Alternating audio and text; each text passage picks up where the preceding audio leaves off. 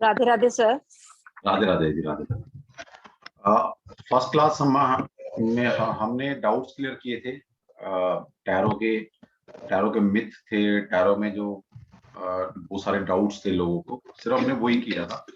और अभी हमारे साथ काफी सारे कुछ नए लोग भी आए हैं, तो आज हमारी ऑफिशियल पहली क्लास है। ओके, इंस्ट्रक्शन वही है, सिर्फ अपने अपने नाम से लॉगिन करना है सभी ने, क्योंकि अभी मैं देख रहा हूँ कुछ लोगों ने एंड्रॉयड, कोई आईफोन, कोई किसी नाम से है। आपका जो रजिस्टर्ड नेम है हमारे पास, उसी से आपने लॉगिन करना है। आज के लिए माफी है सभी की, ठीक है। तो कल से आप अपना जो भी आपका नाम रजिस्टर्ड है हमारे पास, उससे ही लिख कर आइएगा प्लीज। Ji sir. ठीक है, चलो अब शुरू करते हैं। ये जो हमारा कोर्स है, ये बेसिक से एडवांस तक रहेगा, कंप्लीट कोर्स है पूरा। इसके बाद आपको कोई भी कोर्स करने की जरूरत नहीं है। इसका मतलब ये नहीं कि लर्निंग खत्म हो जाएगी, लर्निंग तो जिंदगी भर चलती है। ओके, लेकिन ये कंप्लीट कोर्स है अपने आप में। इसके बाद पैसा देकर कोई कोर्स करने की जरूरत नहीं पड़ेगी लाइफ में, ठीक है। नॉलेज के लिए बुक्स पढ़ो, यूट्यूब पर देखो, वो देखते रहो आप। दूसरा, हमारा जो कोर्स है 20 से 22 दिन का कोर्स रहेगा। इसमें हमारी मैक्सिमम क्लासेस लाइव होंगी, लेकिन कभी कभी कुछ चीज ऐसी है कि हम टाइम बचाने के लिए आपको कुछ वीडियो दे देंगे कि उनको भी घर बैठ के देखो, ठीक है, ताकि जो टाइम सेव होता है फिर हम उसको प्रैक्टिकली अप्लाई कर सकें या प्रैक्टिकल यूज कर सकें उस टाइम फ्रेम। अभी आपकी क्लास का जो टाइम है वो 6:15 है, लेकिन अभी कुछ हो सकता है इस हफ्ते कभी 6:15 रहे, कभी 6:30 रहे, वो आपको पहले से इन्फॉर्म कर दिया करूंगा मैं। तो 15 मिनट का आगे पीछे अभी हो सकता है। फिर नेक्स्ट वीक से हमारा 6:15 से ही कोर्स रहेगा, ठीक है। पहले हम कार्ड, तरीका ये होता है हमारे पढ़ाने का कि हम पहले कार्ड को पढ़ते हैं। ओके, फिर आपकी क्वेरी जो भी रहेगी या तो नेक्स्ट क्लास में लेते हैं, अगर टाइम बचता है तो हम जैसे जो भी दिन रहता है उसमें फिर आपका लास्ट में 10-15 मिनट जो भी रहेंगे उसमें हम क्वेश्चन आंसर कर लेंगे। या कभी कभी ऐसा भी होता है 3-4 क्लास पढ़ा दी है, उसके बाद पूरा एक सेशन हमने डाउट सेशन रखा कि आपके कार्ड को लेकर या जो भी आपने सीखा है 2 दिन, 3 दिन, 4 दिन, उसमें जो भी आपके डाउट है, ठीक है। तो इस तरह का हमारा रहता है, क्योंकि मैं चाहता हूँ कि जो रिकॉर्डिंग आपको मिले, क्योंकि जो मैं पढ़ाऊंगा आपको वो सब चीज रिकॉर्ड हो रही होगी। और मैं चाहता हूँ कि अनइंटरप्टेड, मतलब एक अच्छी रिकॉर्डिंग आपके पास पहुंच जाए, ताकि आप उसको बाद में भी सुने तो सुनते वक्त मजा आए। बीच बीच में ज्यादा इंटरेक्शन होगा, ठीक है, मेरे पढ़ाते हुए, तो फिर वो रिकॉर्डिंग में मजा नहीं आता सुनने का, ठीक है। बाकी सभी के डाउट्स लिए जाएंगे, तो ऐसा नहीं है कि किसी का कोई डाउट नहीं है। तो आज हमारी ऑफिशियल क्लास है, तो सभी 30 सेकंड के लिए आंखें बंद करें अपनी और उस डिवाइन को याद करें, जिस डिवाइन ने हमें मौका दिया है। क्योंकि ये ऑकल्ट साइंस है, बिना ईश्वर की मर्जी के नहीं सीख सकते। जिस गुरु, किसी गुरु का आशीर्वाद लगा होगा, डिवाइन की ब्लेसिंग आपको आ रही है, तो आप ये साइंस पढ़ पा रहे हो। तो उन डिवाइन साइंस को, उन गुरुओं को हम नमन करते हुए स्टार्ट करेंगे। अपने आंखें बंद करें और जिस गुरु को आप मानते हैं, जिस डिवाइन में आपका फेथ सिस्टम, बिलीफ सिस्टम है, उनको याद कीजिए और उनसे बोलिए कि हम एक अच्छी मोडालिटी सीखने जा रहे हैं, हमारी हेल्प करें।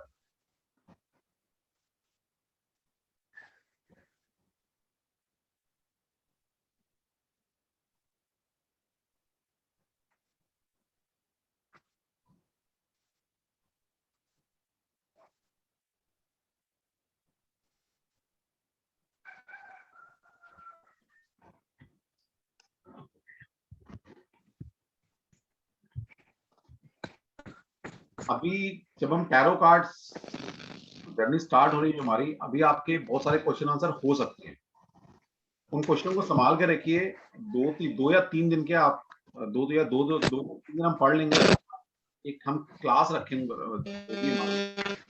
जिसमें आपके सारे डाउट आधे से ज्यादा खत्म हो जाएंगे कि रीडिंग कहाँ से आती है, ऐसा कैसे होता है, कब रीडिंग करनी चाहिए, किसकी रीडिंग करनी है, किसकी नहीं करनी है ना। जो थोड़े बहुत डाउट्स बचे हुए हैं वो भी क्लियर हो जाएंगे।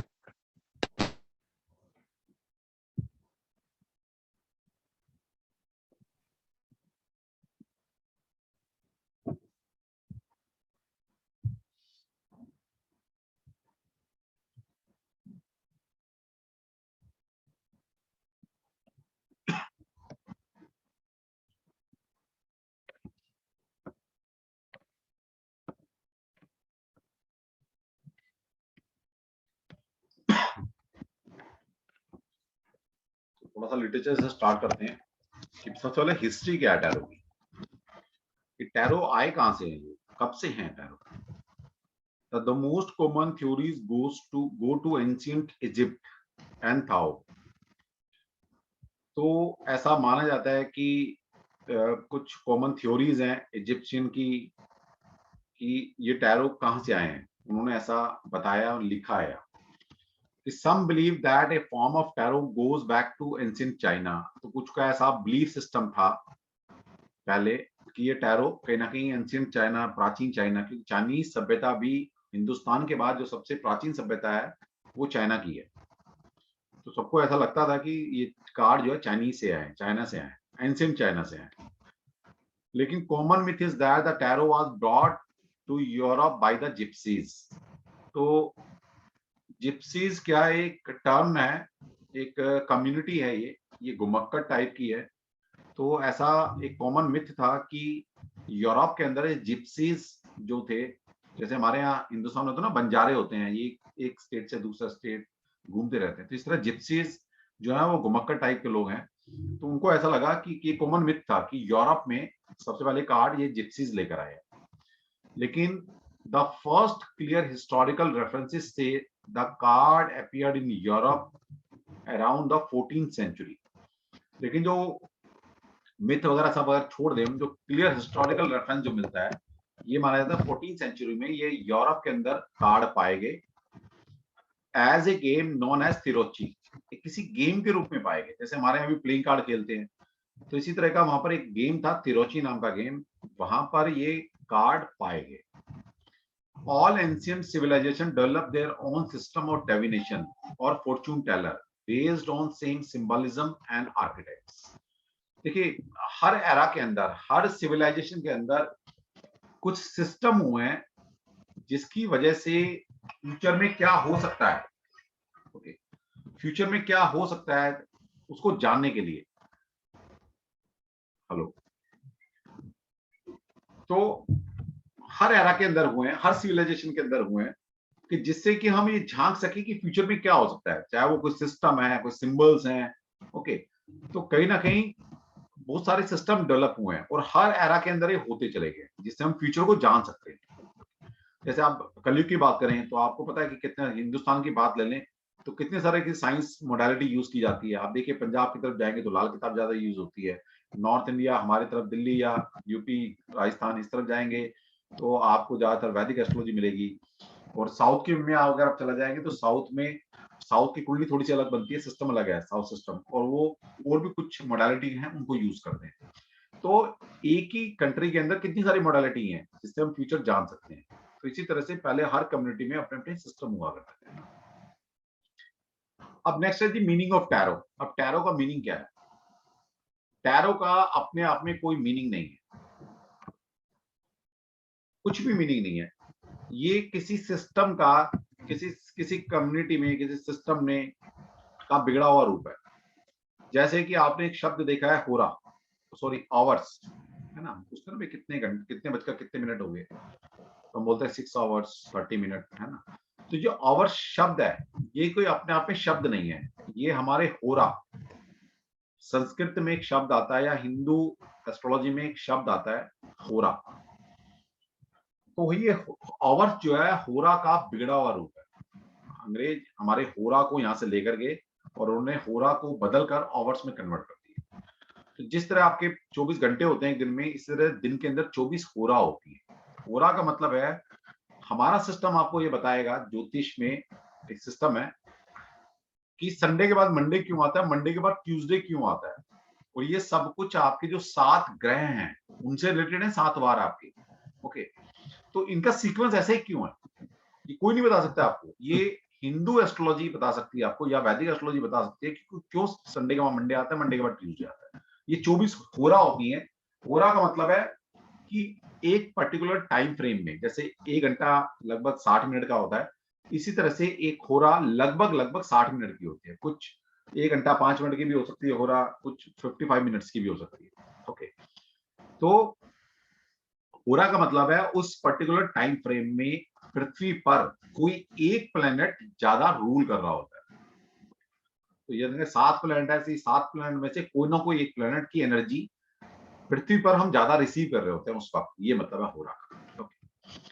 और इसी से एक कुछ की कैलकुलेशन है, उससे पता लगता है कि जिस जिस दिन का जो दिन है, जैसे आज क्या है, आज है मंडे, ओके, तो आज सबसे पहली जो हो रहा होगी वो चंद्रमा की होगी, क्योंकि मंडे का मतलब है चंद्र।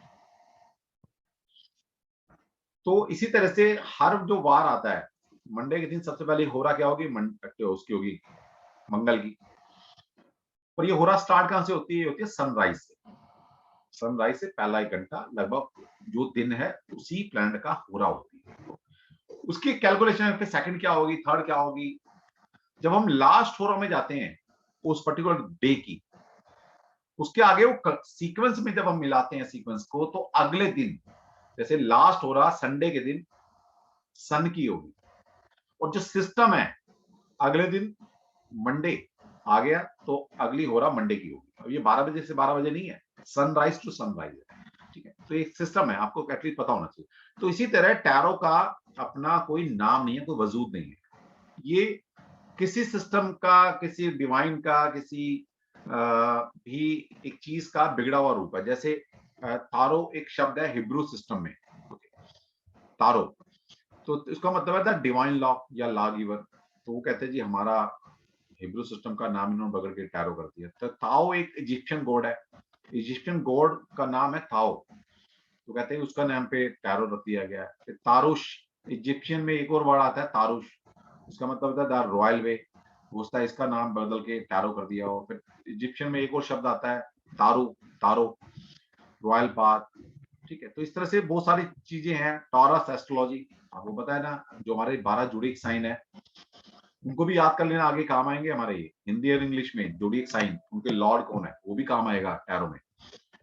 तो टॉरस एस्ट्रोलॉजी है ना, जो बोले जाते हैं ऋषभ राशि, तो टॉरस एस्ट्रोलॉजी में टॉरस एक शब्द है। रोटा लेटिन का एक शब्द है रोटा, जिसका मतलब wheel, wheel of Karma, okay. तो इस तरह से बहुत सारी चीजें। तारू हिंदू शब्द में एक वर्ड है तारू, इसका मतलब होता है कार्ड। तो हो सकता है किसी उसका बिगड़ा हुआ रूप। हेलो,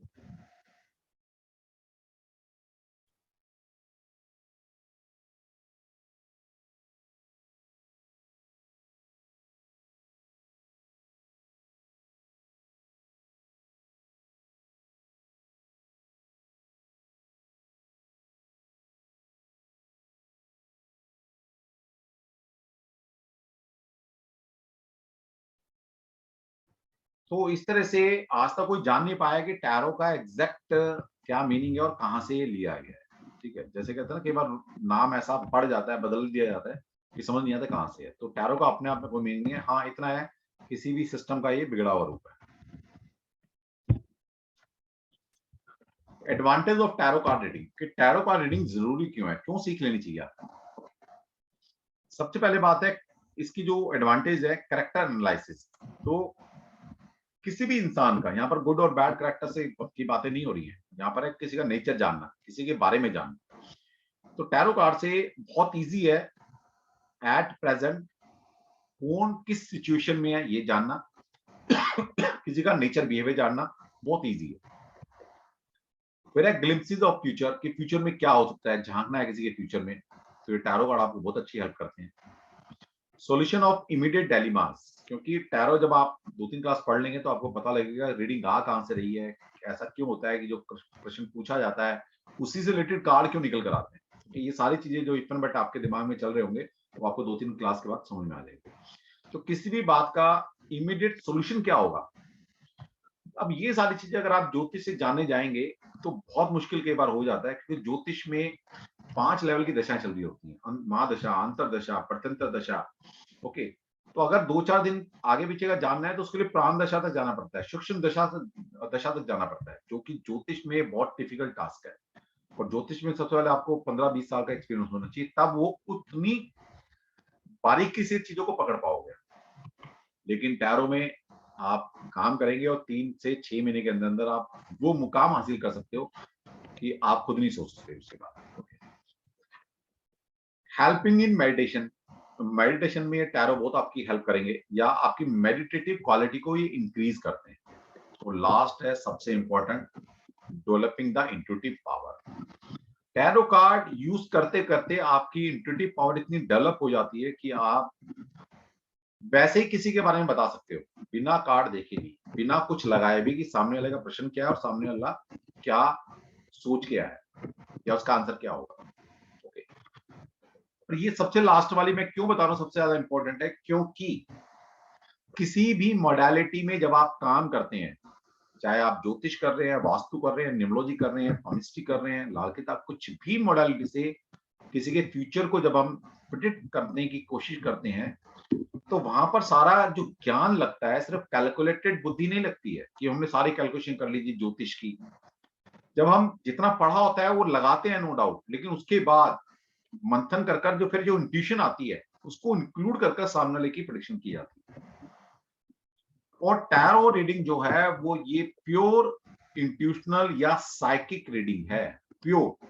अब इसका मतलब ये नहीं कि फिर सब्जेक्ट पढ़ने की जरूरत ही नहीं है अगर प्योर इंट्यूशन है। इंट्यूशन भी तो तभी आएगी, वो साइकिक एबिलिटी तो भी तो तभी डेवलप होगी जब नॉलेज होगी आपके पास।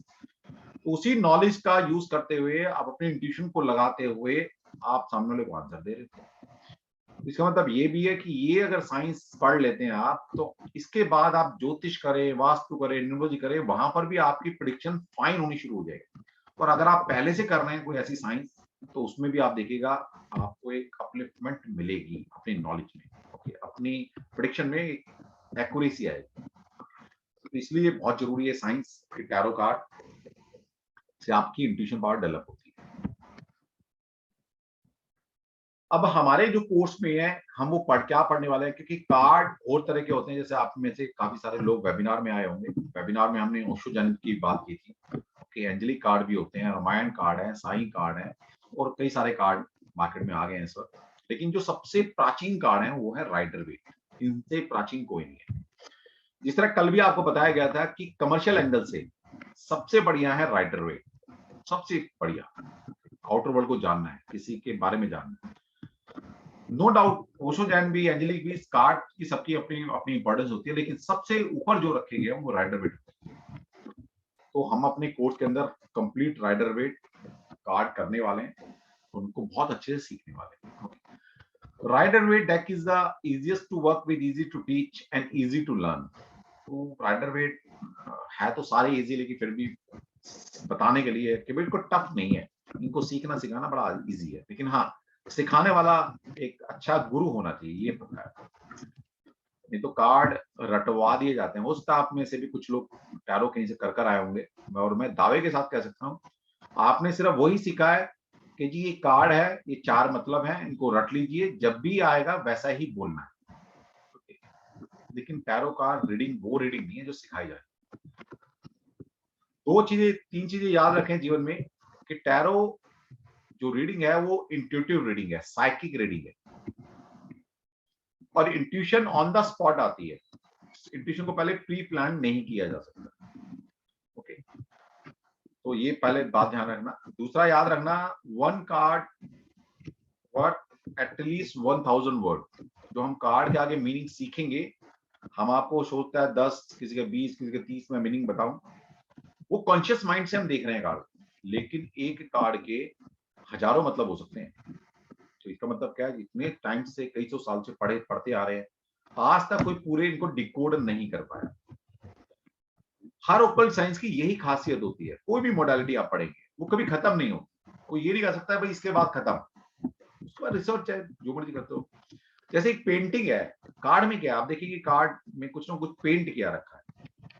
एक पेंटिंग को अगर मैं अपने घर में टांग दीजिए और 10 लोग आपके घर में आते हैं, 10 लोगों से कुछ पूछिए पेंटिंग क्या कह रही है, 10 के 10 के अपने अलग अलग व्यूज होंगे, उनकी अपनी एक्सपीरियंस के हिसाब से, उनकी अपनी नॉलेज के हिसाब से।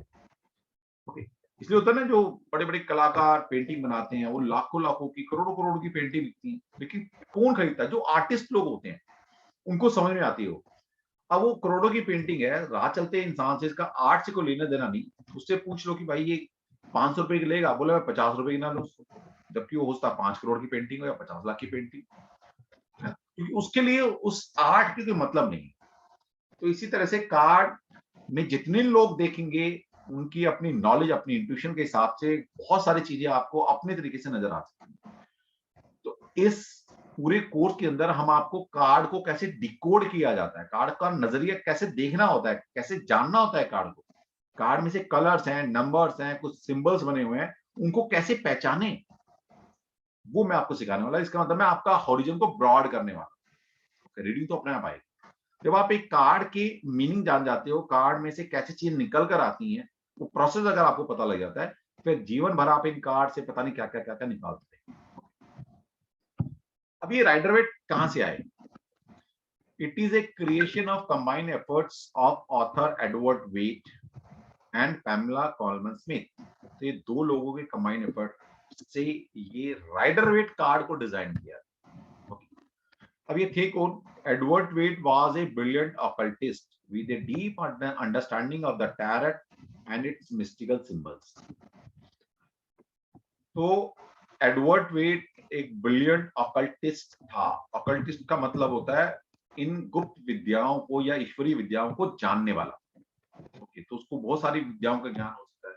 अब जैसे आज की मोडालिटी में देखें, ज्योतिष, वास्तु, टैरो, न्यूमरोलॉजी, पॉमिस्ट्री, रेकी, ये सारी क्या है? ये गुप्त विद्याएं हैं। हो सकता है उस टाइम में कुछ और भी विद्याएं रही, तो वो उन सबका जानकार हुआ होता था।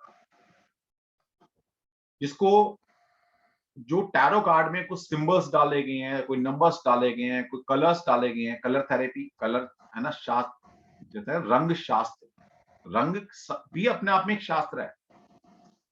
ओके, न्यूमरोलॉजी, अंक शास्त्र अपने आप में शास्त्र है। इस तरह सिंबल्स भी अपने आप में एक शास्त्र है। तो उसको बहुत सारी नॉलेज थी, तो उसने उनने कार्ड पे नंबर डाले, कलर डाले, कुछ सिंबल्स बनाए, कुछ पिक्चर्स बनाई। तो बेसिकली बहुत बड़ा, कहते हैं ना, ज्ञानी आदमी पुरुष था वो एडवर्ड वेट। तो उसको इन सब चीजों की जानकारी दी। जिस तरह से आपने, अगर किसी ने जीबू सिंबल्स पढ़े होंगे, जो भी सिंबल्स आप पढ़ते हैं, एंजेलिक सिंबल्स हैं, जीबू सिंबल्स हैं, सिजिल सिंबल्स हैं, ये सिंबल कहां से क्रिएट हुए? मतलब किसी ना किसी को इल्म होता है, कोई कोई एंजल से कनेक्ट हो जाता है, कोई किसी डिवाइन से कनेक्ट हो जाता है, वो डिवाइन उसको एक क्लू देती है कि कुछ काम करो समाज के लिए, सोसाइटी के लिए। तो जैसे जीबू के बारे में बोला जाता है कि एक लेडी थी, नाम अब इस टाइम याद नहीं आ रहा, तो 2001 में उसको ऐसा इल्म हुआ, एक एंजल उसके सपने में आई और एंजल ने बोला कुछ काम करो, मैं आपको गाइड करती हूँ। तो वो ये जीबू सिंबल डिजाइन कर दी, जिस तरह वो एंजल बताती चली गई, वो उस तरह डिजाइन बनाती चली गई। तो इस तरह से बहुत सारी मॉडलिटी जो आपको मिलती है, इन्हीं के थ्रू मिलती है, एंजल्स के थ्रू, या हम लोअर एनर्जी भी बोल सकते हैं उनको एक तरह से। तो एडवर्ड वेट को एक नॉलेज थी बहुत सारे मिस्टिकल सिंबल्स की। तो उसको कुछ समझ में आया कि चलो कुछ क्रिएट करते हैं। तो उसके दिमाग में जो जो चीजें आती गई, वो उसको इमेजिनरी लेवल पर बताता चला गया। कहते हैं ना, थॉट आते हैं, उस थॉट को आप किसी को बता रहे हो। तो इसने अपने थॉट से ये कार्ड को डिजाइन किया। और जो पैमेला कॉलमन स्मिथ थी, Smith was a brilliant and talented artist.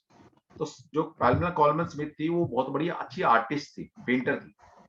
उसको जैसे होता है ना पिक्चरों में दिखाया जाता है, या कोई स्कैम हो जाता है तो उसकी शक्ल को डिस्क्राइब करके वो आर्टिस्ट शक्ल बनाता है। तो इस पैमेला उस तरह, उससे भी एक बहुत अच्छी ऑकल्ट की, सॉरी, आर्ट की जानकार थी। तो एडवर्ड वेट, उनको जो इंट्यूशन उनको आती चली गई, वो बताते चले गए एज इट इज, क्या क्या कलर, क्या सिंबल्स, क्या नंबर, क्या पिक्चर्स बनेगी, डिस्क्राइब करता चला गया। और पैमेला उनके थॉट को, उनके विचारों को, उनकी इंट्यूशन को कार्ड पर अपने हाथ से पेंट करती चली। तो ये किसी टाइम में सबसे पहले पैमेला कॉलमन स्मिथ के द्वारा हाथ से पेंट की हुई कार्ड, फिर बाद में जब प्रिंटिंग स्टार्ट हो गई, तो फिर ये कार्ड प्रिंट होने शुरू। इसलिए आप देखेंगे बहुत सारे राइडर वेट कार्ड अलग अलग थोड़े मिलते हैं, किसी में कलर्स का फर्क होगा, किसी में कुछ और चीज का फर्क हो सकता है, थोड़ा थोड़ा कलर का वेरिएशन तो आते ही, क्योंकि प्रिंटिंग में जितनी बार वो प्रिंट होंगे, अलग अलग प्रिंटिंग प्रेस के द्वारा पेंट किए जाएंगे, तो थोड़ा थोड़ा 19-20 का फर्क आ जाता है। तो घबराने की जरूरत नहीं है कि मैं, मेरे यहाँ मान ली कोई चीज ब्लू है और आपके वहां वो ग्रीन हो सकती है थोड़ा, तो एक आध कलर फर्क आ सकता है। तो उससे घबराने की जरूरत नहीं है कि सर आपने तो ग्रीन पढ़ाया, हमारा ब्लू निकल आया, आपने ब्लू पढ़ाया हमारा। डजंट मैटर, इससे इससे कोई फर्क ही नहीं पड़ता। आप आने वाले क्लास में आपको पता लगेगा क्यों फर्क नहीं पड़ता। ठीक है, तो स्मिथ ये थी, और both were member of the very famous Order of Golden Dawn, a powerful occult organization which is no longer exists. तो ये एक occult की organization थी गोल्डन डॉन, उनमें दोनों के मेंबर थे, लेकिन अब वो कोई एग्जिस्ट नहीं करती है। वहां ये दोनों मिले थे, तो मिलके कई बार होता है ना, आप चलो कुछ नया शुरू करते हैं, तो इस तरह से उन्होंने शुरू किया। जो हम राइडर वेट टैरो पढ़ने वाले हैं, the tarot is a deck of 78 cards. तो राइडर वेट के टोटल 78 कार्ड्स हैं, containing symbols from many ancient culture. तो उनके ऊपर जो कलर्स हैं, कुछ नंबर्स हैं, कुछ सिंबल्स भी हैं, तो सब इधर उधर विद्याओं से लिए गए, या ऑकल्ट कुछ एंशिएंट कल्चर में कुछ सिंबल्स होते थे, वहां से ये सिंबल्स लिए गए। जैसे कार्ड, हर कार्ड पे नंबर है, तो वो अंक शास्त्र से लिया गया। हर कार्ड पे कुछ ना कुछ कलर डिजाइन किए गए हैं, तो कलर शास्त्र से लिए गए। तो इस तरह से डिफरेंट डिफरेंट चीजें लेकर उसने कार्ड पर प्रिंट किया। These 78 cards divided into 22 major cards and 56 minor arcana cards. तो बेसिकली 78 कार्ड्स के दो सेट बना दिए गए। एक सेट में 22 कार्ड्स रखे, उसको बोला मेजर कार्ड या मेजर आर्कना कार्ड। आर्कना का मतलब होता है सीक्रेट, और ये टोटल 78 के 78 कार्ड सीक्रेट कार्ड हैं, एनर्जाइज कार्ड हैं, इनके अंदर एनर्जी है, और सीक्रेट कार्ड है। इनको कभी भी कोई 100% डिकोड नहीं कर पाया और ना ही कर सकता है। जितनी बार देखो कुछ ना कुछ नया मिलेगा आपको। ये सीक्रेट कार्ड होगी, क्योंकि जिसमें से आज तक रिवील ही नहीं कर पाया, पूरा निकाल ही नहीं पाया आज तक। तो इनका नाम रख दिया गया, मतलब 22 कार्ड हमने मेजर में बोले और 56 कार्ड हमने माइनर के बोले, आर्कना लगा दिया कि सीक्रेट कार्ड है। जो 22 मेजर कार्ड हैं, उनकी जो नंबरिंग शुरू होती है, कार्ड के ऊपर जो नंबर है वो 0 से स्टार्ट है, 0 और फिर 1 से लेकर 21 तक, तो टोटल 22 कार्ड आ गए। और 56 कार्ड को बोला था माइनर कार्ड, तो ये minor arcana cards. Minor arcana card को अगेन आगे डिवाइड कर दिया गया। Minor arcana cards are equally divided among 4 suits of 14 number each. तो जो माइनर आर्कना के 56 कार्ड थे, उन 56 कार्ड को अगेन 4 सेट में या सूट में डिवाइड कर लिया गया इक्वली।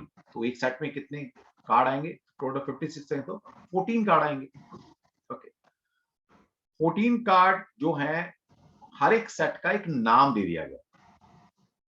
तो एक सेट का नाम है पेंटाकल, दूसरे का नाम है कप्स, तीसरे का नाम है वांस, और चौथे का नाम है सूट्स।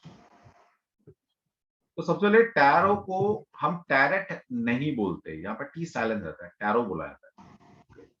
इसी तरह से जब इनके नाम आप लेंगे, पेंटाकल्स, कप्स और वांस नहीं बोलते, उसको वांस बोला जाता है, टी साइलेंस रहता है। तो वांस और सूट्स, ठीक है। पेंटाकल का मतलब होता है सिक्के। तो जब पेंटाकल के कार्ड 14 कार्ड आप देखेंगे, तो हर कार्ड पर एक सिक्का बना हुआ, सिक्का जरूर मिलेगा उस कार्ड। जो कप के कार्ड है, वहां पर कप बना हुआ मिलेगा आपको। जो वांस का मतलब होता है छड़ी, तो उसके हर कार्ड में आपको एक छड़ी जरूर मिलेगी। और सोर्स का मतलब होता है तलवारें, तो हर सोर्स के कार्ड में तलवार आपको मिलने वाली है।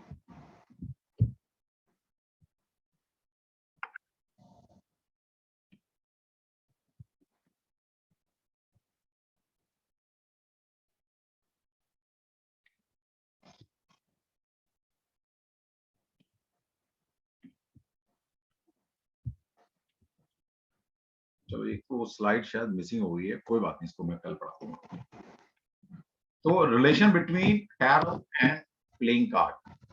तो हमें कभी कभी ऐसा भी फील होता है कि जो प्लेइंग कार्ड है, कहीं ना कहीं टैरो से इंस्पायर्ड होके तो नहीं है, क्योंकि जिस तरह आपने देखा माइनर आर्कना के कार्ड जो है वो 56 कार्ड है, और हर वहां पर 4 सेट हैं, चारों सेट में 14 कार्ड है। तो आपने देखा होगा, जो प्लेइंग कार्ड खेलते होंगे, तो वहां पर क्या है, 52 ताश के पत्ते होते हैं, 52, और वहां पर भी 4 तरह के कार्ड हैं, और उन चारों तरह के जो सेट होते हैं कार्ड, आपने देखा हो ना, 5 के कार्ड, भूकंप के कार्ड, चिड़ी के और ईंट के। तो वहां पर 13 कार्ड एक सेट में होते हैं।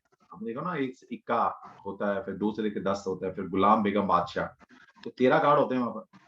तो 13 into 4 तरह 4 तरह के कार्ड है, तो 52 है। तो कहीं ना कहीं ये इन्हीं से लगता है कि इंस्पायर्ड होकर बनाए गए, ये मतलब है यहाँ। इन ancient times most people did not read और राइट। तो आपको पता ही है, प्राचीन टाइम में कोई ज्यादातर लोग पढ़ने लिखने वाले नहीं होते थे। Symbols were used instead of words to convey information। तो पहले के जमाने में लिखाई पढ़ाई से ज्यादा सिंबल्स को ज्यादा यूज किया जाता था अपनी एक इंफॉर्मेशन दूसरों को कन्वे करने के लिए या किसी को कुछ समझाने के लिए। और ऐसा नहीं कि आज यूज नहीं करते, आज भी हम यूज करते हैं। आप देखिए, आप में से सभी ने अगर लाइसेंस बनवाया है हिंदुस्तान में या कहीं भी बनवाते हैं, तो क्या होता है, आपका एक टेस्ट होता है। टेस्ट में क्या होता है, बहुत सारे सिंबल्स होते हैं, वो कहते हैं इन सिंबल्स के मतलब बताओ। फिर आप देखते हो कि आगे अगर वहां लिखा होगा कि आगे रेलवे फाटक है तो कौन सा सिंबल है उसका, लगा होता है ना, रेलवे फाटक का एक सिंबल होता है, रेलवे लाइन है, आगे टी पॉइंट है, रेड लाइट है, ज़ेब्रा क्रॉसिंग है आगे, ओके, आगे लेफ्ट टर्न है, राइट टर्न है, तो सिंबल्स बने होते हैं उनके। तो आज भी हम सिंबल्स को पकड़ते हैं और इसके पीछे बहुत बड़ा लॉजिक है कि क्यों सिंबल्स जरूरी है हमारे लिए। सिंबल्स कभी खत्म नहीं हो सकते, क्योंकि जो हमारा माइंड है वो सिर्फ सिंबल्स की भाषा समझता है, उसको कोई लैंग्वेज नहीं आती, तो हर चीज को सिंबल्स में कन्वर्ट करके सीखता है। इसलिए आपने देखा होगा, जब छोटा बच्चा होता है, जब उसको ए फॉर एप्पल पढ़ाया जाता है, तो पूरी इतनी बड़ी बुक होगी, उसकी पूरा पेज होगा, उस पूरे पेज में ए छोटा सा लिखा होगा कोने में, और एप्पल पूरे पेज में एप्पल बना होता है। क्योंकि बच्चा अभी डेवलप हो रहा है, बच्चे को नॉलेज नहीं है, बच्चा नए नए वर्ल्ड में आया है, तो हर चीज वो सिंबल्स के रूप में उसको सिखाई जाती है। तो ए समझ नहीं आता उसको ये क्या है, हाँ उसको एप्पल समझ में आएगा कि क्या है एप्पल।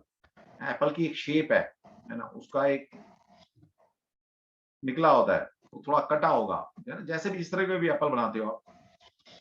तो क्यों सिखाया जाता है वो, ए फॉर ए बड़ा भी तो बना सकता है, लेकिन जैसे जैसे बच्चा ग्रो कर जाता है फिर एप्पल तो ना बनाया जाता है, फिर तो एप्पल छोटा सा बना होगा, ए बड़ा बना होगा, फिर और कुछ दिन बाद एप्पल खत्म ही हो जाता है। अब हम जो पढ़ते हैं, हमने ए फॉर एप्पल से शुरुआत की थी, लेकिन आज अगर कोई आप सेंटेंस पढ़ते हो वहां पर ए आता है, तो आप एप्पल तो नहीं याद आता है, अब आपको फिक्स हो चुका हमारी मेमोरी। तो क्या है कि हमारा जो माइंड है वो सिर्फ सिंबल्स को पकड़ता है। इसलिए आप भी कभी कुछ याद करना चाहें तो एक ट्रिक्स होती है कि सिंबल्स में याद करो हमेशा। So thus a common language of symbols based on mystical symbols taken from many cultures was developed and put into the cards। तो हर चीज एक सिंबल है। आप एक नंबर लिखते हैं तो वो भी एक सिंबल का रूप है, 2 नंबर लिखते हैं वो भी एक सिंबल है, कुछ भी चीज लिखते हैं वो सिंबल का रूप बन जाता है। तो इन कार्ड्स में डिफरेंट डिफरेंट कल्चर से, डिफरेंट डिफरेंट साइंसेस से सिंबल्स डाल दिए गए, जैसे नंबर डाल दिए, वो भी एक सिंबल का रूप है। The key was remain a secret knowledge that was exclusively transmitted by words of mouth from one generation to next। तो बेसिकली जो कार्ड थे, कार्ड तो डिजाइन होते चले गए, है ना, फार्मूला के द्वारा, फिर प्रिंटिंग आ गई, तो लेकिन की जो इंफॉर्मेशन थी उसके लिए प्राचीन टाइम से कोई ऐसा लिटरेचर नहीं था उनके पास, वो सिर्फ माउथ टू माउथ किस बताते चले गए दूसरे को, ये मतलब है। तो बेसिकली फिर बहुत बाद में इसका लिटरेचर आया है, लेकिन लिटरेचर आज भी लिटरेचर ऐसा है इसका कि लिटरेचर से समझ नहीं आएगा, टैरो कभी लिटरेचर से समझ नहीं आ सकता। बाकी साइंस को फिर भी आप नॉलेज ले सकते हो, लेकिन टैरो के लिए अभी भी कोई ऐसा इजी लिटरेचर नहीं बना जिसको एक आम इंसान पढ़कर सीख सके। ये तो कोई गुरु ही सिखा सकता है टैरो। एक बार नॉलेज आ जाएगी फिर कुछ भी बुक पढ़ते रहना, फिर कोई दिक्कत नहीं। Major arcana cards deal with spiritual or psychological changes or internal conflicts। Minor arcana cards indicate, चलो ये छोड़ दो अभी, इस पर अभी जरूरत नहीं है। तो इस तरह के कार्ड होते हैं। अभी आपको थोड़ा सा पिक्चर थोड़ी फेडेड नजर आ रही होगी, लेकिन आगे एक एक कार्ड को जब हम पढ़ेंगे तो आपको क्रिस्टल क्लियर पिक्चर्स नजर आएंगे। तो मेजर रखना कार्ड 0 से स्टार्ट होता है, बताया था आपको टोटल 22 कार्ड्स होते हैं, नंबरिंग 0 से स्टार्ट होती है, लास्ट कार्ड आता है 21। तो 0 कार्ड फूल कार्ड है, सबसे पहला कार्ड के ऊपर नंबर 0 है, और लास्ट कार्ड है the world card, world card पे जो नंबर है वो 21 नंबर है।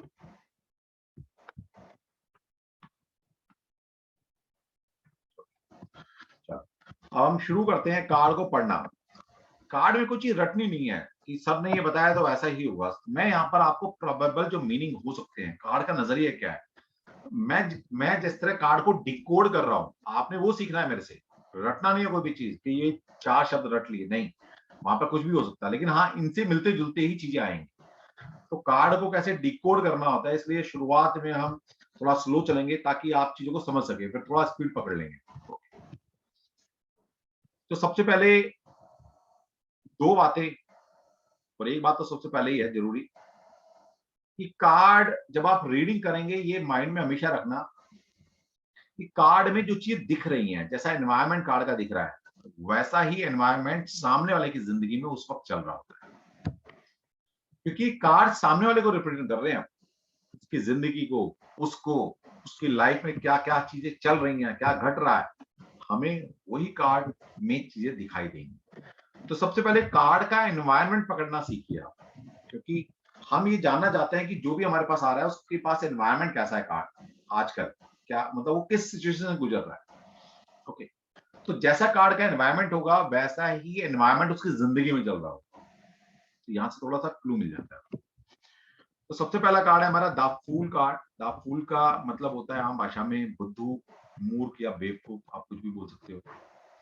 यहाँ पर कुछ चीजें लिखी होंगी, इसका कोई खास मतलब नहीं है, लेकिन मतलब भी बहुत गहरा है, ठीक है, लेकिन रीडिंग में कोई इसका मतलब नहीं है। ये एक जर्नी स्टार्ट की है ना। द फूल का मतलब है जर्नी स्टार्ट होना। जब बच्चा पैदा होता है बिल्कुल रॉ होता है, कोई नॉलेज नहीं है उसको, तो वो एक तरह से बेवकूफ है, मूर्ख है, फूल है।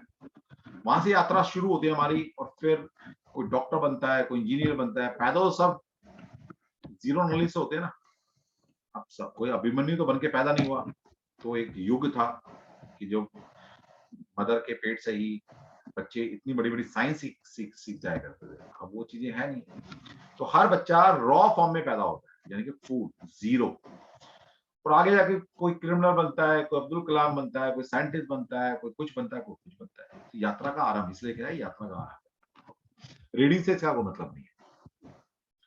तो कार्ड के ऊपर नंबर है 0, और कार्ड का नाम है द फूल। तो हर कार्ड में आपको चाहे मेजर का हो या माइनर का हो, एक नंबर लिखा हुआ मिलेगा और एक नाम होगा। इन दोनों के बड़े गहरे मतलब है। इसके बाद हमें क्या देखना है, कार्ड का एनवायरनमेंट देखो, कार्ड में कौन से कलर्स हैं। तो आप पीछे देखिए कार्ड में कौन सा कलर सबसे ज्यादा है, पीछे येलो कलर है।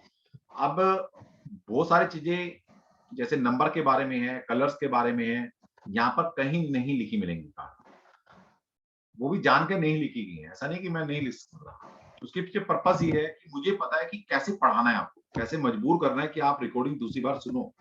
इसलिए लिखी जो गई है कम है, उसके ऊपर जो डिस्कस करेंगे वो ज्यादा करेंगे। जिसका मतलब है आपको रिकॉर्डिंग दोबारा सुननी पड़ेगी, अपने नोट्स खुद बनाने पड़ेंगे आपको, ठीक है। क्योंकि मेरे आपने एक तो क्या है, जब आप बैठे क्लास के अंदर तो सब कुछ भूल कर बैठे, कॉपी पेन पेंसिल कुछ लेके बैठने की जरूरत नहीं। जब न्यूमरोलॉजी थोड़ी आएगी पार्ट तब थोड़ा जरूरत पड़ेगी, अभी कोई जरूरत नहीं है। तो सिर्फ मेरी क्लास में अटेंटिव होकर बैठना है, कुछ भी नोट डाउन नहीं करना, अभी कुछ स्क्रीनशॉट नहीं लेना, कुछ करने की जरूरत नहीं। क्योंकि जो मैं पढ़ा रहा हूँ वो सारी चीज रिकॉर्ड हो रही है, रिकॉर्डिंग आपको एज इट इज मिलेगी। जिस चीज से मैं पढ़ा रहा हूँ वो भी लिटरेचर एज इट इज मिलने वाला है, इसमें कुछ हेर फेर नहीं होने वाला, ये भी एज इट इज मिलने वाला है। तो सुनने का मतलब है कि एक बार आपने क्लास में ध्यान से सुन लिया, और ये जैसे हमारी मोस्टली क्या होगा, जैसे आज क्लास हो रही है, रिकॉर्डिंग हो रही है, वो कल 12 बजे तक आपको मिल जाएगी, ठीक है। उसको सुनो, दोबारा सुनो, 2 बार सुनो, 3 बार सुनो, अगर टाइम है तो सुन सकते हो, नहीं तो एक बार तो डेफिनेटली एक्स्ट्रा सुनना। आपने क्लास में टेक्निकली क्लास को सुना है और एक बार और मेरी रिकॉर्डिंग सुन ली है, इतना ही करने की जरूरत है। इसके अलावा कुछ ना प्रैक्टिस करनी है आपने, ना कुछ करना। प्रैक्टिस अलग बात है करनी, लेकिन और कोई लिटरेचर पढ़ने की जरूरत नहीं, आपको टैरो आराम से, ठीक है, सिर्फ तरीका सीखना है। तो कार्ड में येलो कलर है, yellow colour is govern by the planet Jupiter. Brihaspati का कलर होता है yellow, and Brihaspati is what, Jupiter is what, Jupiter is growth, Jupiter is vision, Jupiter is society, Jupiter is jovial nature, खुश मिजाजी, ये सब कुछ आपको Jupiter देता है। जुपिटर इज ज्ञान, है ना। ज्ञान भी आपके पास दो तरह के होते हैं, एक जुपिटर वाला ज्ञान होता है, एक मरकरी वाला ज्ञान होता है। जुपिटर इज योर बुद्धि, विवेक, है ना। एक होता है ना विवेक, बुद्धि। बुद्धि दो तरह की होती है आपके पास, एक होता है बृहस्पति की बुद्धि होती है आपके पास हर इंसान के पास, एक होते हैं मरकरी। मरकरी क्या, कैलकुलेटेड बुद्धि, जिसमें नफा नुकसान क्या होगा, है ना, इफ एंड बट, जो कैलकुलेटेड वाली चीजें होती हैं वो मरकरी देता है आपको। लेकिन जो व्यवहारिक ज्ञान है, सामाजिक ज्ञान आपको, है ना, एक बुद्धि, विवेक, सहनशीलता, ये आपको देता है जुपिटर। तो यहाँ पर क्या है, जुपिटर ये सारी चीज दे रहा है आपको।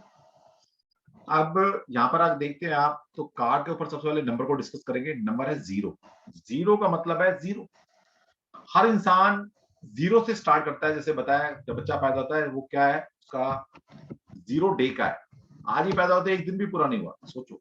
फिर 0 मंथ का होता है, फिर 0 ईयर का होता है। इस तरह की जर्नी स्टार्ट होती है। तो हर एक किसी की जर्नी 0 से स्टार्ट है। आप स्कूल नहीं गए तो स्कूल में पहली बार जा रहे हो तो स्कूल के लिए 0 थे। फिर स्कूलिंग खत्म करके कॉलेज में गए आप, तो कॉलेज में फर्स्ट कदम रखा होगा तो कॉलेज लाइफ से 0 थे आप, वहां से जर्नी स्टार्ट हुई आपकी। फिर कभी इनकम स्टार्ट की होगी आपने, तो पैसा नहीं कमाया आज तक, तो पैसे में 0 थे, पहली बार पैसा कमाया होगा। तो इस इंसान की जर्नी में हर चीज 0 से स्टार्ट होती है। यहाँ से आपने बॉम्बे जाना है तो लिखा होता है ना, यहाँ से बॉम्बे मान लीजिए 1250 किलोमीटर है, 1250 किलोमीटर, तो कहीं से तो 0 होगा ना। अब दिल्ली का ही 50 किलोमीटर का सर्कल है, तो कहां से भाई, कहीं से तो लिखा है ना, वो लिखा होता है कि दिल्ली इतने किलोमीटर, अहमदाबाद इतने किलोमीटर, बॉम्बे इतने किलोमीटर है, तो कहीं से 0 तो लिखा होगा ना भाई। 0 पॉइंट कहां है, तो दिल्ली का जो 0 पॉइंट है वो राजघाट है। इस तरह की नॉलेज ही बढ़ाते रहा। तो किलोमीटर भी जाना है तो 0 कहीं से मार्क किया होगा ना, 0 यहां से जर्नी स्टार्ट करनी है। तो हर किसी की इंसान की जर्नी 0 से स्टार्ट होती है। जब इंसान 0 होता है तो मूर्ख ही होता है। एक आम भाषा में हम किसी बड़े बच्चे को बोल देते हैं मूर्ख है यार। बच्चा उसका 22 साल का हो, 25 साल का हो, बड़े बड़े को हम मूर्ख बोल देते हैं, स्टूपिड बोल देते हैं, बेवकूफ बोल देते हैं। 50 साल के बंदे को तो बेवकूफ बोल रहे हैं। क्या मतलब है, मतलब ये है कि उसको आपने कोई टास्क दिया, जो टास्क दिया गया उसकी उसको या तो बिल्कुल भी नॉलेज नहीं थी या बहुत कम नॉलेज थी, इसलिए उसने कोई गलती कर दी, इसलिए हमने बोला मूर्ख है। इसका मतलब क्या, किसी पर्टिकुलर सेक्टर में उसकी नॉलेज नहीं है इसलिए हमने उसको मूर्ख बोला। इसका मतलब ये नहीं कि वो मूर्ख है, किसी पर्टिकुलर सेक्टर में उसको नॉलेज नहीं है। तो मूर्ख का मतलब यही निकल कर आता है कि किसी पर्टिकुलर सेक्टर में आपकी नॉलेज कम है। 0 का मतलब ये हुआ। इसके बाद है कार्ड का मतलब है दाफूल। दाफूल का मतलब बताया आपको मूर्ख। मूर्ख का मतलब है कोई भी चीज स्क्रैच वाला से स्टार्ट करना, 0 से स्टार्ट करना, या बिल्कुल कम नॉलेज के साथ स्टार्ट करना, तो वो है दाफूल, मूर्ख। यहाँ पर आप देखते हैं कि एक इंसान है, एक इस पर्सनैलिटी को देखते हैं तो लगता है कि मेल पर्सनैलिटी है, लेकिन कभी भी कार्ड में मेल फीमेल का कोई मतलब नहीं होगा। अब इसका मतलब नहीं है कि यहाँ पर कोई अगर फीमेल या कोई बच्ची पूछने आए कोई क्वेश्चन और हम यहाँ पर बोले नहीं तो मेल का कार्ड है, तो कार्ड में मेल फीमेल नहीं होता, बिल्कुल नहीं होता।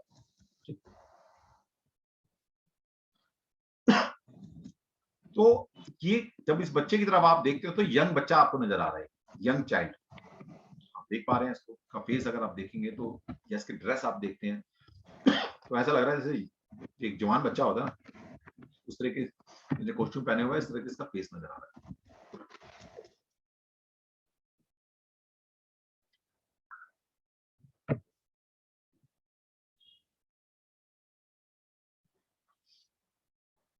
तो यहां से एक पर्सनैलिटी समझ में आई आपको बच्चे की कि यंग है। दूसरा, अब और ध्यान से देखते हैं तो किसी एज पर खड़ा है, किसी पहाड़ी पर खड़ा हुआ है बच्चा, और पहाड़ी भी आप देख रहे हैं या एक एज जो देख रहे हैं या हाइट जो देख रहे हैं वो भी रफ है एनवायरमेंट, ये रफ एनवायरमेंट। इसका मतलब है जिस पथ पर ये चल रहा है वो पथ, वो मार्ग कोई बहुत अच्छा नहीं है, स्मूथ नहीं है। ठीक? तो यहां से ये पकड़ सकते हो आपकी स्मूथनेस नहीं है जो काम स्टार्ट करने जा रहे हैं, जो जर्नी स्टार्ट हो रही है उसमें कोई इजी गोइंग नहीं, पहली बात, ऊबड़ खाबड़ है। दूसरा, आप देख सकते हो कि ये ट्रैवलिंग से रिलेटेड कार्ड बनता है। ट्रैवल हम कब करते हैं, ओके, पीछे आप देखते हैं कुछ थोड़ा सा घर टाइप बना हुआ है, कोना निकला हुआ है, ऐसा लग रहा है कोई घर है, कोई हाउस है, कोई हट है, यहाँ से निकला है। और जब हम ट्रैवलिंग करते हैं तो बैगेज हमारे पास होता है, और आप देखते हैं इसने बैगेज अपने कंधे पर लिया होता है। लॉकडाउन में आपने देखा होगा मजदूर लोग या लोग अपने कंधे पर सामान रखकर निकल पड़े ट्रैवलिंग के लिए। तो यहाँ से पता लगता है कार ट्रैवलिंग का कार्ड भी हो सकता है। फिर इस इंसान की पर्सनालिटी को अगर आप जानना चाहते हो कि है क्या है, तो देखिए इसने क्या पहना हुआ है। सबसे जो स्किन से टच करता हुआ जो क्लॉथ पहना है इसने, कपड़ा जो पहना है वो है व्हाइट कलर, जो स्किन से सबसे क्लोज है। ये बताता है कि अंदर से कैसा इंसान है। तो व्हाइट जो कलर है उसका जो प्लैनेट होता है वो है चंद्रमा, मून। जो चंद्रमा प्लैनेट है वो फ्लेक्सिबिलिटी का प्लैनेट है, वाटर एलिमेंट का कलर है व्हाइट, या चंद्रमा वाटर एलिमेंट को रिप्रेजेंट करता है। और वाटर एलिमेंट क्या है, सबसे ज्यादा फ्लेक्सिबल एलिमेंट है, वो फ्लेक्सिबल है। आपने देखा होगा पानी को जिस कंटेनर में डालते हैं वो शेप ले लेता है, तो इसका मतलब क्या है, ये इंसान फ्लेक्सिबल है। चंद्रमा या व्हाइट कलर प्योरिटी को शो करता है, and cool and calmness show करता है। तो ये कूल भी है, काम भी है, और ये प्योर भी है कहीं ना कहीं, अंदर से प्योरिटी है इसके पास। व्हाइट बाहर इसने जिसने जो कलर पहना है ये मल्टी कलर है। तो कोई भी चीज मल्टी कलर होती है वो वीनस को रिप्रेजेंट करती है, शुक्र को। शुक्र क्या है, शुक्र है दिखावा, शुक्र है लग्जरी, शुक्र है फैशन, शुक्र है यंग, ये सब चीज शुक्र देता है आपको। इसका मतलब है ये लग्जरी पसंद इंसान है, लेकिन अंदर से प्योर है, इसकी पर्सनालिटी पता लगी है। फिर दूसरा, इसने लेफ्ट हैंड में एक फ्लोवर पकड़ा हुआ है व्हाइट कलर का, तो ये भी दिखाता है कि कहीं ना कहीं ये पीस लविंग इंसान है। व्हाइट फ्लावर शांति का प्रतीक है।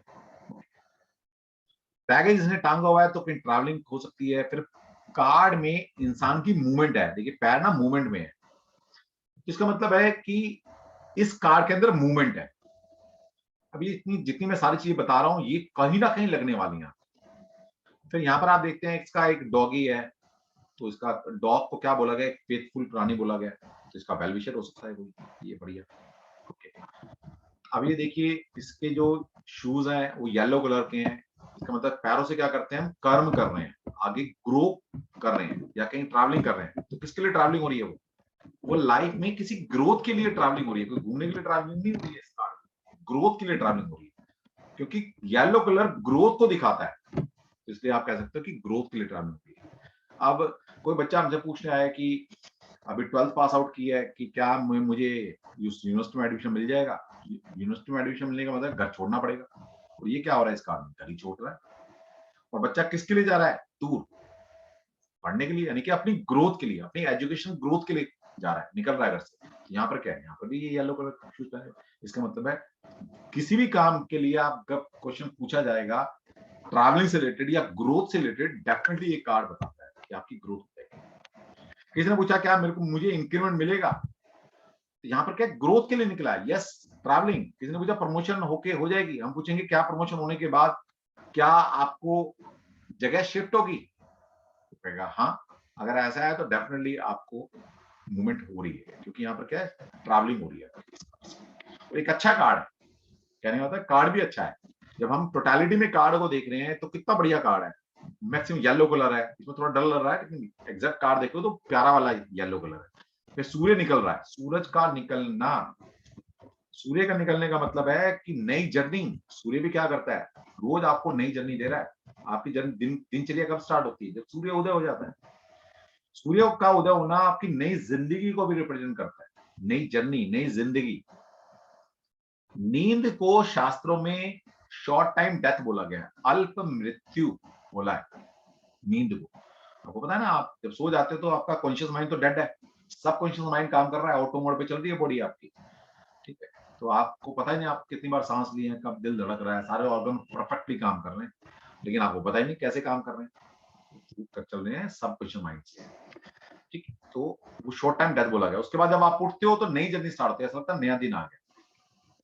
तो यहाँ पर नया दिन, नई जर्नी, नया सूरज उदय होना, पता है ना कितना अच्छी मुहावरा है कि हमारी जिंदगी में एक नया सूर्य उदय हुआ है। इसका मतलब क्या है, एक अच्छे दिन शुरुआत हो गई हमारी। सूर्य का उदय होना एक नई जर्नी को भी दिखाता है, नई प्रॉस्पेरिटी को दिखाता है। तो ये कार्ड कहीं ना कहीं नई प्रॉस्पेरिटी के लिए भी अच्छा है, कुछ नया करने के लिए भी अच्छा है। लेकिन कोई इंसान आगे पूछे कि मैं नया बिजनेस स्टैब्लिश करना चाहता हूँ, क्या मुझे करना चाहिए? और ये कार्ड निकल के आ जाए, यस डेफिनेटली करो, क्योंकि सूरज निकल रहा है, नई जर्नी स्टार्ट हो रही है आपकी। लेकिन हम क्या बोलने वाले हैं उसको? कार्ड का नंबर है 0, कार्ड के ऊपर नाम है द फूल। इसका मतलब सामने वाला पहले भी तो 0 से स्टार्ट कर रहा है, स्क्रैच वाला से स्टार्ट कर रहा है, या सामने वाला इंसान द फूल है, मूर्ख है। किस में मूर्ख है?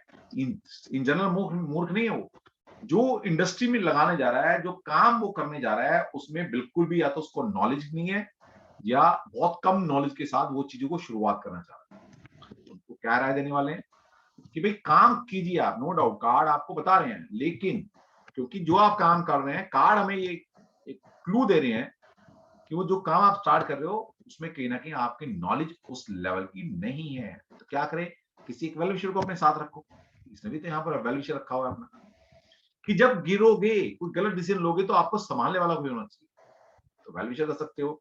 या आपकी लाइफ में जो काम करने जा रहे हो, उस काम से रिलेटेड जो परफेक्ट लोग हैं, जिन्होंने वो काम किया हुआ है, जो वो नॉलेज रखते हैं, उनको अपना गाइडेंस के तौर पर अपने पास रखो, ताकि आपको टाइम टू टाइम बताते रहें कि आपका स्टेप जो है नेक्स्ट गलत है या ठीक है।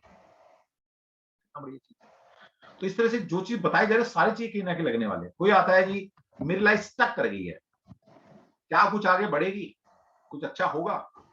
हमने कार्ड निकाला, कार्ड निकल कर ही आगे। यहाँ पर क्या हो रहा है? यहाँ पर इंसान खड़ा है या मूवमेंट में? कार्ड का एनवायरमेंट कैसा है? इसका मतलब है कार्ड का जैसा एनवायरमेंट है, या तो उसकी जिंदगी में चल रहा है या आने वाला है। तो हम बोलेंगे नहीं, आपकी एक तो लाइफ जो स्टक कर गई है ना, अब वो कुछ भी हो सकता है, प्रमोशन नहीं हो रही, इनकम नहीं बढ़ रही, कुछ भी, मतलब स्टैग्नेंट हो गई लाइफ उसकी। तो वो चाह रहा है कि मूवमेंट आएगी नहीं आएगी लाइफ में, कुछ जीवन की गाड़ी आगे बढ़ेगी नहीं बढ़ेगी।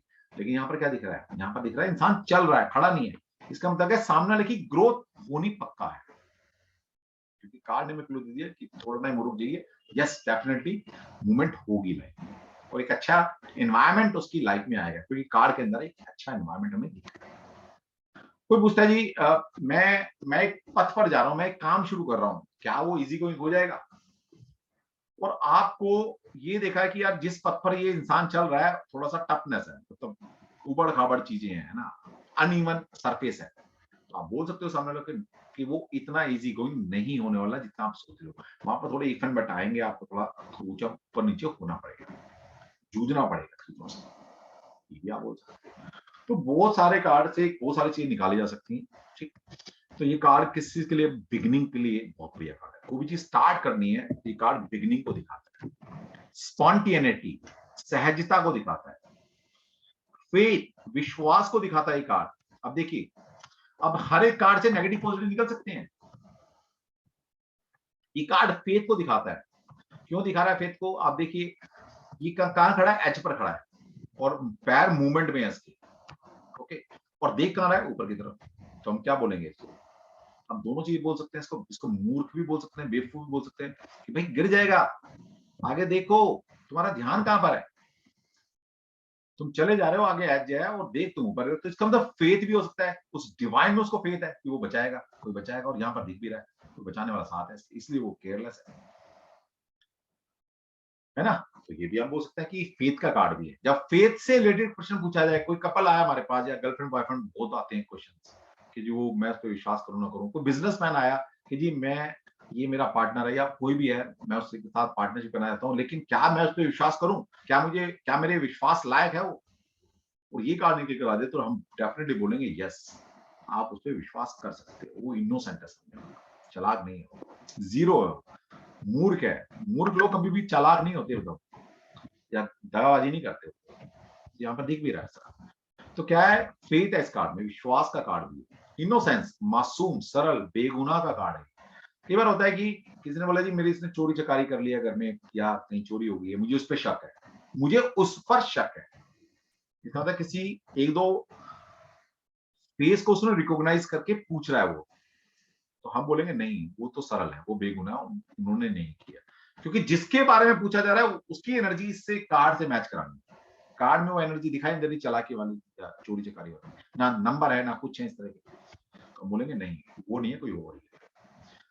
टास्क विद लिटिल और नॉन नॉलेज। तो जो आप काम शुरू कर रहे हो कि कहीं ना कहीं ग्रोथ के निकल रहा है, चाहे पढ़ने जा रहा है या जॉब के लिए जा रहा है, बिजनेस के लिए जा रहा है, इंटरव्यू दे रहा है, वो बहुत कम नॉलेज के साथ इसमें शुरुआत हुई है, क्योंकि कार्ड का नंबर 0 और कार्ड के ऊपर द फूल लिखा हुआ है।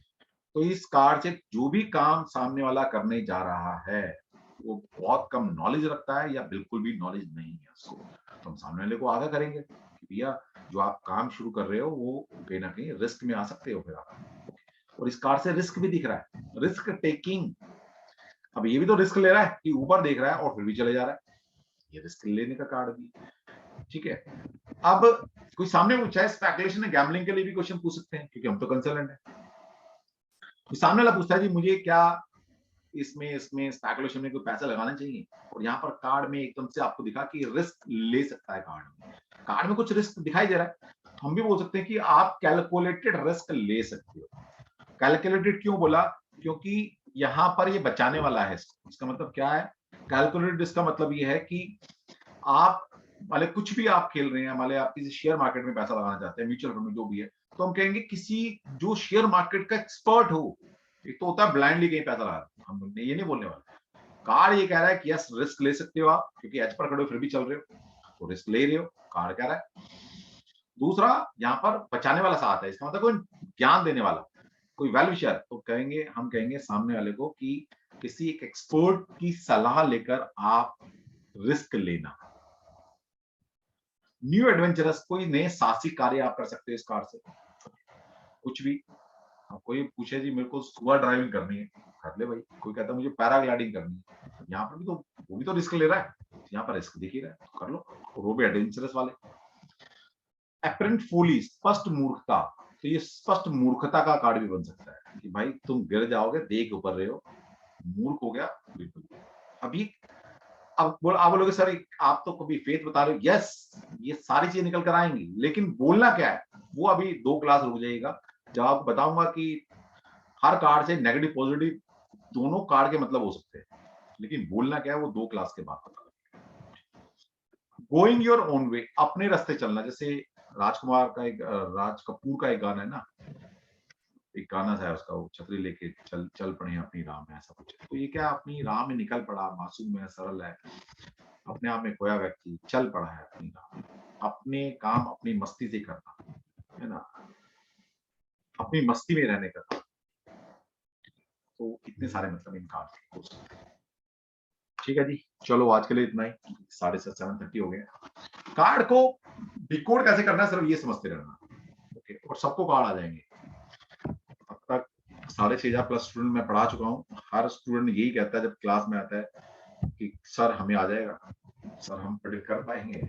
और मैं हर क्लास में यही बोलता हूँ कि 3 महीने बाद पूछेंगे अब आपसे कि फिर आप बोलते हो सर मजा आ रहा है, तो कहाँ से रीडिंग आ रही है हमें तो समझ नहीं आता।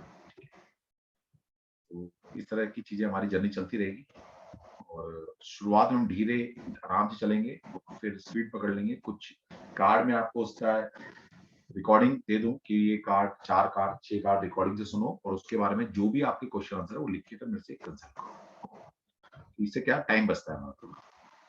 यस नीतू जी प्लीज एक क्वेश्चन ले रहा हूं मैं, क्योंकि ऑलरेडी टाइम हो चुका, दूसरी क्लास वेट कर रही है। क्वेश्चन आंसर करेंगे, अभी कोई क्वेश्चन आंसर की जरूरत नहीं है, लेकिन फिर भी चलो एक इंटरेक्शन। Yes please. हाँ जी sir, I just wanted to ask कि अगर रिलेशनशिप में कोई मियां बीवी बहुत ज्यादा दुखी आए हैं एंड दे फील कि हमारा बहुत इस टाइम फेस खराब चल रहा है, और उस टाइम सर अगर ये फूल कार्ड आ जाए तो उनके अभी रिलेशनशिप बताएंगे, इश्यूज को मैंने कैसे। कहा ना अभी दो क्लास और क्वेश्चन आंसर ना पूछो, क्योंकि अभी मैं कुछ बताऊंगा वो समझ नहीं आएगा। जब आपको मैं वो एक क्लास पढ़ा दूंगा ना, वो क्लास मैं शुरुआत में ही पढ़ा सकता हूँ, लेकिन शुरुआत में क्या होता है ना, एक हार्मोनी क्रिएट होगी, आपकी मेरी एनर्जी कनेक्ट होगी 2 क्लास तक। फिर होता है ना कि कनेक्शन जब जुड़ जाएगा, मुझे पता है दो क्लास में जुड़ जाता है, फिर तीसरी क्लास में फिर वो पढ़ाता हूँ मेन वाली क्लास कि रीडिंग कहाँ से आती है, क्या बोलना है ना, हर किसी के। तो 2 क्लास और होती है बस। ठीक है, थैंक यू सर। सब कुछ पता लगता है शैलेंद्र जी। देखिए इस साइंस की कोई लिमिट नहीं है, लिमिट होती है इंसान की। ये तो डिवाइन है ना, डिवाइन को कोई लिमिट है। भगवान तू कितना दे सकता है, अरे तुम बोलो कितना लेना चाहते हो उनसे। इन कार्ड की कोई लिमिट नहीं है, कोई लिमिट नहीं है इन कार्ड की। ठीक है, चलो जी फिर मिलते हैं कल। अभी रुक जाओ, 1-2 दिन रोज रुक जाओ, क्वेश्चन आंसर रहेंगे तो कल ले लेंगे थोड़ा सा, स्टार्टिंग में 5 मिनट दे दूंगा आपको, इनके जनरल क्वेश्चन है अभी। अभी अभी 2 कोर्स से रिलेटेड अभी कुछ मत पूछो, 2 क्लास, उसके बाद तीसरी क्लास के बाद जितने मर्जी पूछ लेना, ठीक है। चलो जी, ओके, थैंक यू, फिर मिलते हैं कल सेम टाइम। आपको 6:15 रहेगा, 6:30 रहेगा, आपको मैं पहले बता दूंगा, ओके। लिंक थोड़ा जल्दी डाल। चलो जी, जय श्री कृष्णा बोलेंगे, क्योंकि कृष्णा ही आदि है और वही अंत है हमारे, वही जगत गुरुओं के जय गुरु। श्री कृष्णा सर। जय Shri Krishna. Sir, thank you जय सो श्री मच। कृष्णा। जय श्री कृष्ण। मजा आया होगा, कनेक्शन जुड़ा होगा आपका मेरे साथ, ओके।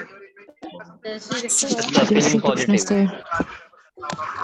जय श्री कृष्णा। जय श्री कृष्ण सर। जय श्री कृष्ण।